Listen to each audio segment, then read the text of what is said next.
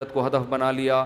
جنت تو بعد میں ملے گی, کچھ انعامات دنیا میں ملنا شروع ہو جائیں گے. پہلا انعام جعل اللہ شملہ جمع لہ من کانت الآخرۃ ہمہ جعل اللہ غناہ فی قلبی. اس کو فقر و فاقہ کا خوف تھا نا, فرمایا اس کے دل میں اللہ غنا, اس کے دل کو مالدار بنا دے گا. اس کو ایسا لگے گا یار جتنی میری ضرورت نہیں ہے اللہ نے رزق کی بالٹیاں میرے اوپر انڈیل دی ہیں. میری ضرورت صبح 2 روٹی کی ہے اور روٹی کے بجائے اللہ پراٹھے کھلا رہا ہے. عجیب بات ہے یا نہیں ہے؟ میری ضرورت تھی صرف چائے پراٹھا مل جائے اور اللہ مجھے انڈے بھی کھلا رہا ہے. نہیں یار یہ سمجھ میں تو رہنے دو, بس یہ آخری ہے, آپ لوگ بھی بہت تھک گئے ہوگے نا. میری ضرورت تھی کہ میں کسی طرح بس روٹی اور پانی مل جائے نوالا حلق میں اتار لوں, کیونکہ مسافر خانہ ہے نا. ارے بس میں سفر کر رہے ہو, ٹرین میں سفر کر رہے ہو, شدید بھوک لگ رہی ہے, آدمی کہتا ہے یار 2 نوالے کہیں اسٹیشن سے خرید کے لے آ, آگے پپو کا گھر آنے والا ہے پشاور میں, چاچو کا گھر آنے والا ہے, تو مزے ہی مزے بکرے رکھے ہوئے ہیں وہاں پہ. سفر کی ٹینشن تھوڑی لے گا, پھر کیوں لے گا ٹینشن وہ. لوگ کہتے ہیں یہ سیٹ سفر میں تجھے جو ہے نا ٹرین میں بڑی بہترین سیٹ ملی لیکن تیری نہیں ہے, یہ تجھے چھوڑنی پڑے گی. آدمی کا تو کیا مسئلہ ہے یار, میری ہو وسیم بھائی کی ہو, مجھے تو بیٹھنے سے مطلب ہے. تو کہتا ہے گھر میرا ذاتی ہو یا کرائے پر ہو, رہنے سے مطلب ہے. بنایا وسیم بھائی نے کروڑوں روپے کا, 20-25 ہزار کرایہ دے کے میں رہ رہا ہوں, لائف کو انجوائے میں کر رہا ہوں. بیوقوف وہ ہے جس نے بنایا. سمجھ میں آ رہی ہے کہ نہیں آ رہی؟ یار تمہارے پاس اپنی گاڑی نہیں, تم ٹیکسیوں میں جاتے ہو, کوئی بات نہیں یار, ٹیکسی خریدی اس نے, میں 500 روپے دے کے سفر میں کر رہا ہوں. تو میری ضرورت تو نہیں تھی. لوگوں تو پیدل سفر کیے ہیں اتنے لمبے لمبے.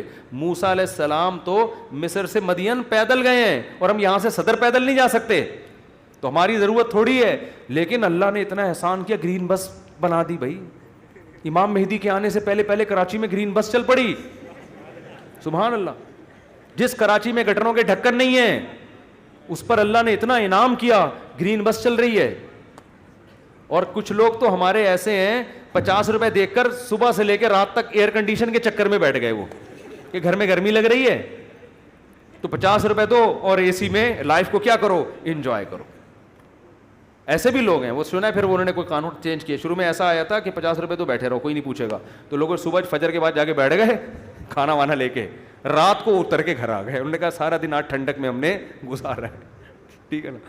تو نبی نے فرمایا جعل اللہ غناہ فی قلبی, اللہ اس کے دل میں غنا. تبھی تو میں نے بعض غریبوں کو بڑی پرسکون لائف میں دیکھا ہے. ایک غریب کے 10-15 بچے تھے, میاں بیوی اور پھر ماں باپ بھی اسی کے ساتھ, اور وہ موسمبیاں بیچتا تھا ٹھیلے پہ. میں نے کہا یار کیسے اس موسمبی میں کھلا لیتے ہو سب کو؟ کہہ رہے یار اللہ کا دیا بڑا فضل ہے, صبح کھانا بھی پکتا ہے, آٹا بھی, دوپہر کا کھانا بھی, رات کا کھانا بھی, اسی میں کھاتے ہیں, رات کو سوتے ہیں, اللہ کا فضل ہے, کرایہ بھی نکل آتا ہے گھر کا. تو میں نے کہا یہ دیکھو, ایک وہ فیکٹری والا ہے جو کہہ رہے ہیں لاشعور میں کیا ہے, مجھے خوف ہے, خوف. کیوں؟ جب آخرت اصل بنا لی تو پھر انسان کو جتنا ملے گا اس سے وہ سمجھتا ہے مجھے میری مسافر کو اتنے کی ضرورت نہیں ہوتی. اے اللہ تو مجھے میری ضرورت سے بہت زیادہ دے رہا ہے, مجھے ضرورت اتنے کی نہیں ہے. سمجھتے ہو؟ بلکہ اگر گاڑی نہیں بھی ہوگی کہے گا اللہ تو نے پاؤں سے معذور لوگ پیدا کیے ہیں, میری دونوں ٹانگیں سلامت ہیں جو کانپ بھی نہیں رہی ہیں.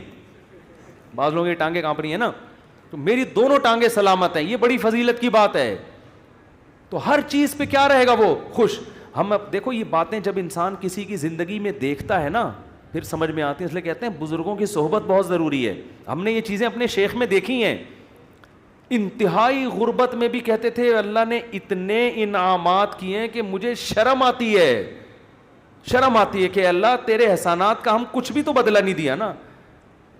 حالانکہ کیا تھا, ہمارے شیخ کے پاس کوئی اپنی پراپرٹی نہیں, کرائے کے گھر پہ ساری زندگی گزاری, اور دل سے کہہ رہے ہوتے تھے اللہ.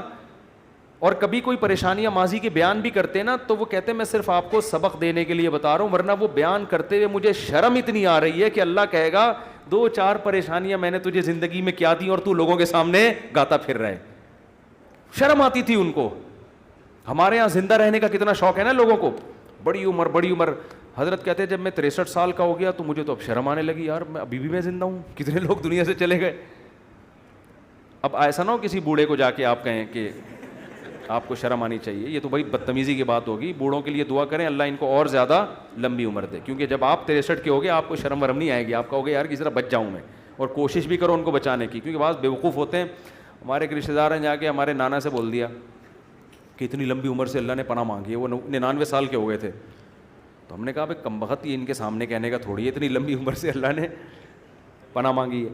تو جعل اللہ غناہ فی قلبی, اللہ اس کی طبیعت میں کیا پیدا کر دے گا غنا. جب ملے گا لوگوں سے, لوگ کہیں گے اپنا گھر ابھی تک نہیں بنایا, کہہ رہے یار بنایا تو وسیم بھائی نے تھا, رہ کون رہا ہے, میں ایسا انجوائے کر رہا ہوں. نل کے توڑو, دیواروں کو نیلا پیلا کرو, کرایہ دار جو واٹ لگاتے ہیں, بچوں نے وائٹ بورڈ بنایا ہوتا ہے دیواروں کو, کیلیں ٹھوکو اس میں ایسی کی تیسی کر کے, جب زیادہ غصہ آئے وہ نکال دے تو نکل کے دوسرا لے لو, کرائے پہ تو ہر جگہ گھر مل جاتے ہیں. تو وہ خوش رہے گا, خوش. اور آپ نے دوسرا انعام کیا بتایا, جعل اللہ غناہ فی قلبی وجمع لہ شملا, ساری ٹینشنیں اللہ جمع کر کے ایک پوٹلے میں بند کر دیں گے, اس کو بتا دیں گے تیری یہ 2-4 ٹینشنیں, اس سے زیادہ دنیا کے غم بھی اس کے 2-4 ہی ہوں گے, اس سے زیادہ نہیں ہوں گے. ایک کمارے کو غم ہوگا جو میرا بیان سنتا ہے میری شادی ہو جائے, بس ٹوٹل غم, ٹوٹل پوٹلے میں یہ 2-4 ہی غم ہیں اس کے. دنیا دار آدمی کے غم ایک تو بہت بڑا پوٹلا ہے اور وہ بھی کیا ہے, بکھرا ہوا ہے, اور اس کے 2-4 اگر ہوں گی بھی تو وہ ایک پوٹلے میں جمع لہو, اللہ اس کو کیا کر دے گا, جمع. یار بس ابا بیمار ہیں اور کوئی خواہش نہیں ہے, ابا ٹھیک ہو جائیں. خواہشات کیا ہو جاتی ہیں, محدود, زیادہ لمبی چوڑی خواہشات ہیں ہی نہیں دنیا میں, مسافر خانہ ہے بھائی.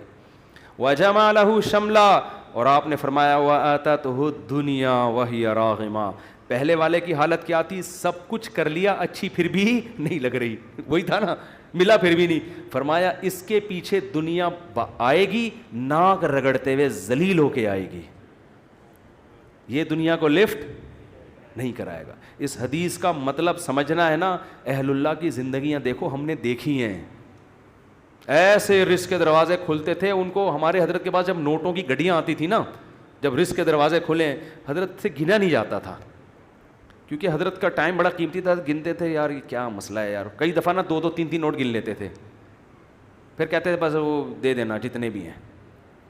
اور آپ کے پاس آئے, بیٹھ کے یوں کر کے نا 6-6 دفعہ تھوک لگا کے, یار یہ پھر لائٹ میں دیکھ رہا ہے. ہمارے محلے میں ایک بندہ رہتا تھا, کوئی اس کو جانتا نہیں ہے, بہت پرانی بات ہے اس لیے غیبت نہیں آئی. وہ اتنا کنجوس دکاندار تھا, اس کا نام بنیا رکھا ہوا تھا لڑکوں نے. اس وقت چونی اٹھنی بھی چلتی تھی, چونی چارہ نے نا 1 روپے کا 1/4. ہمیں یاد ہے ہم کوئی چیز خریدنے آتے نا چونی, تو وہ چارہ نے کو نا یوں کر کے دیکھ رہا ہوتا تھا کہ نقلی تو نہیں ہے. ابے چارہ نے کہاں سے کوئی نقلی چھاپے گا یار, اتنا دیکھ رہا ہوتا تھا یوں کر کے نا اس کو. اس کا نام لڑکوں نے رکھ دیا تھا, ٹھیک ہے نا.